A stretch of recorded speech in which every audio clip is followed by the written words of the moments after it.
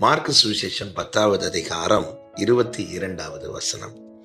அவன் மிகுந்த ஆஸ்தி உள்ளவனாய் இருந்தபடியால் இந்த வார்த்தையை கேட்டு மனமடிந்து துக்கத்தோடே போய்விட்டான். கர்த்தருடைய பரிசுத்த நாமத்திற்கு மகிமை உண்டாவதாக.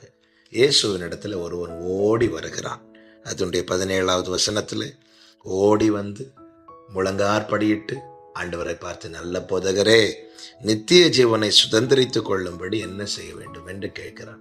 கேட்கும்போது கர்த்தர் பிரமாணத்தில் உள்ள வார்த்தைகளை எடுத்து சொல்லுகிறார். இதையெல்லாம் நீ அறிந்திருக்கிறாயே என்று சொல்லும்போது அவன் அதற்கு என்ன பதில் கொடுக்கிறான் என்றால் 20வது வசனம், போதகரே, இவைகளை எல்லாம் என் சிறுவயது முதல் கை கொண்டிருக்கிறேன் என்றான்.